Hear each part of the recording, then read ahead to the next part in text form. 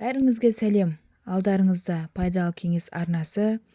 Бүгін сіздерге қозғағалы отырған тақырыбының бірі күріш суының пайдасы болмақ. Менің еңбегімді бағалап, видеома лайк басып, комментарий қалдыра отырыңыздар. Күріш суының пайдасы. Бұл ежелгі Қытай рецепті. Уақытпен тексерілген тән саулығын сақтау мәселесінде басты шара саналатын.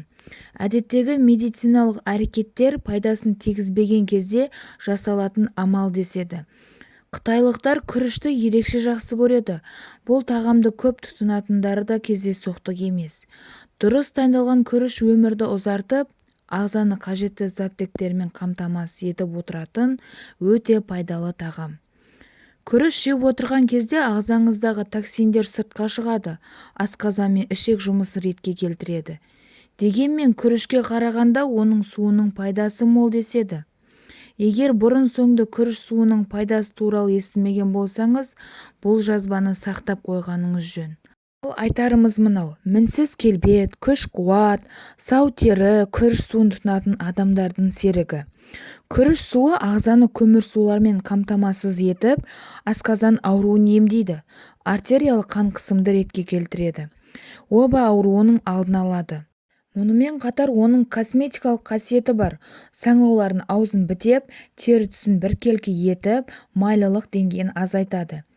Ертеде қазіргідей арнайы дайын сусымен тағамдар шықпаған кезде ата-аналар балаларын осы сусымен тамақтандырған.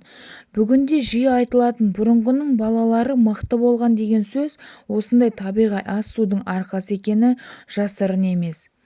Иә, ертеректе күріш суының арқасында дисбактериоз, гепатит сынды аурулар өте сирек кездесетін болған. Ол өте қарапайым әдіспен дайындалады. Аз мөлшерде күрішті суға салып қайнатыңыз. Бір стакан суға бір ас қасық күріш жеткілікті. Күріш жартылай піскен уақытта су түсі өзгереді. Онымен күніне 2 рет бетіңізді жуыңыз.